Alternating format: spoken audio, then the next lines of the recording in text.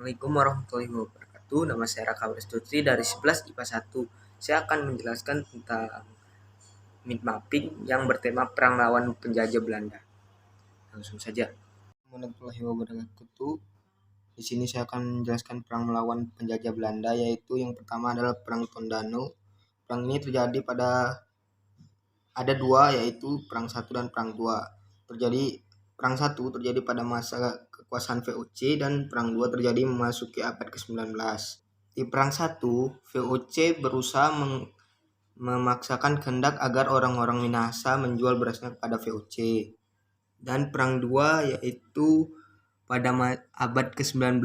Perang ini diterbelakangi oleh kebijakan Gubernur Jenderal Daedes yang mendapat mandat untuk mempertahankan Jawa dari serangan Inggris. Selanjutnya kita beralih ke Perang Pattimura 1817. Perang Pattimura terjadi akibat orang Eropa ingin memonopoli kekayaan Maluku dan ingin menguasai Maluku. Karena Maluku adalah penghasil rempah-rempah yang diibaratkan bagaikan mutiara dari timur. Kekayaan yang diibaratkan bagaikan mutiara dari timur itu senantiasa diburu oleh orang-orang Eropa. Karena orang Eropa ingin memonopoli kekayaan Maluku, kekuasaan orang-orang Eropa ini telah merusak tatanan ekonomi dari pola perdagangan bebas yang telah lama berkembang di Nusantara. Kita lanjut ke Perang Padri. Terjadi di tanah Minangkabau tahun 1821 sampai 1837. Perang Padri ini memiliki fase, yaitu fase pertama, kedua, dan ketiga. Fase pertama itu terjadi pada tahun 1821 sampai 1825. Fase kedua terjadi pada tahun 1825 sampai 1830. Fase ketiga terjadi pada tahun 1830 sampai 1837 ataupun 1838. Di Perang Padri ini, Belanda sudah kewalahan melawan orang-orang Minangkabau.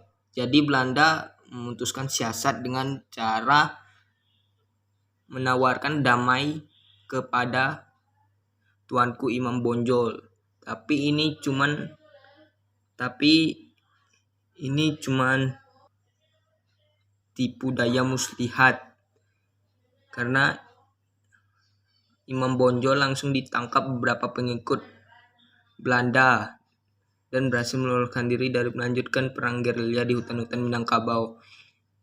Tuanku Imam Bonjol kemudian dibawa ke Batavia. Akhirnya Tuanku Imam Bonjol dibuang ke Cianjur, Jawa Barat pada tanggal 19 Januari 1839 dan dipindahkan ke Ambon pada 1841. Dipindahkan ke Manado hingga wafatnya pada tanggal 6 November 1864. Langsung saja kita ke Perang Diponegoro. Terjadi sewaktu masuki abad ke-19. Terjadi karena ingin menyingkirkan Pangeran Diponegoro dan melewati perkarangan tanpa izin, ataupun Belanda ingin menguasai dan dengan cara bekerja sama dengan kita lanjut Diponegoro.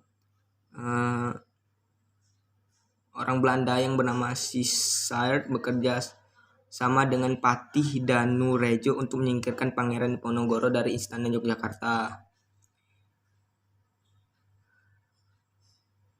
Kita lanjut ke Perang di Bali. Terjadi akibat tidak melaksanakan perjanjian dan Belanda menuntut ganti rugi. Karena di situ ada perjanjian. Raja-raja di Bali dapat menerima perjanjian untuk meratifikasi penghapus hukum tawaran karang. Tetapi sampai tahun 1844 Raja Buleleng dan Karasem belum melaksanakan perjanjian tersebut. Dan terbukti pada tahun 1844 penduduk melakukan perampasan atas isi 2 kapal Belanda yang terdapat di pantai Sangsit atau Buleleng. Belanda menuntut agar Buleleng membayar ganti rugi atas kapal Belanda yang dirampas penduduk. Oke, kita lanjut ke Perang Banjar. Provinsi Kalimantan yang bertepatan di Provinsi Kalimantan Selatan. terjadi akibat orang Belanda ambisi menguasai Banjarmasin. Pada tanggal 28 April 1859, orang-orang Kuning yang dipimpin oleh penambang Aling dan putra Sultan Kuning menyerbu kawasan tambang batubara di Penggaron. Sekalipun gagal menduduki benteng di Panggaron, tetapi para pejuang Kuning berhasil membakar kawasan tambang batubara dan permukiman orang-orang Belanda di sekitar Panggaron. Banyak orang-orang Belanda yang terbunuh oleh gerakan-gerakan Kuning ini. Mereka juga melakukan penyerangan ke perkebunan milik gubernur di Gunung Jabok, Kalangan, dan Bangkal. Dengan demikian berkobarlah Perang Banjar. Kita lanjut ke Perang Aceh. Perang Aceh terjadi pada tahun 1873. Yaitu terjadi karena Belanda berambisi ingin menguasai Aceh. Karena Aceh merupakan pusat perdagangan pada masa itu. Aceh memiliki kedudukan yang tragis.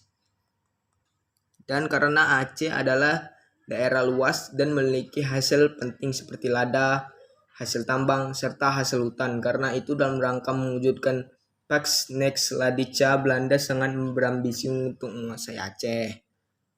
Dalam perang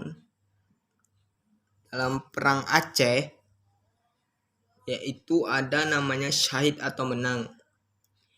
Tentara Belanda di bawah pimpinan Jenderal Mayor J.H.R. Korler terus melakukan serangan terhadap pasukan Aceh. Pasukan Aceh terdiri atas ule balang utama dan rakyat terus mendapat gemburan dari pasukan Belanda. Ada juga namanya Perang Sabil. Oke, kita lanjut aja ke Perang Batak.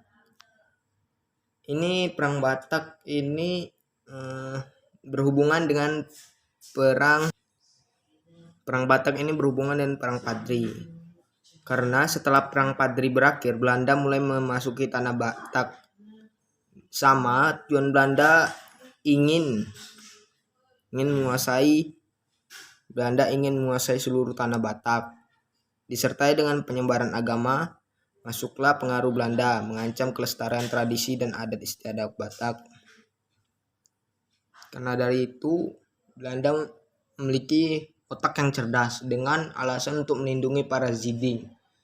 Ziding itu adalah orang yang memaksakan agama Kristen pada penduduk. Alasan untuk melindungi para Ziding tentu alasan yang dibuat-buat oleh Belanda, karena tujuannya adalah Belanda ingin menguasai seluruh tanah Batak. Sampai situ aja yang bisa saya sampaikan. Saya Raka Prastuti. Wassalamualaikum warahmatullahi wabarakatuh.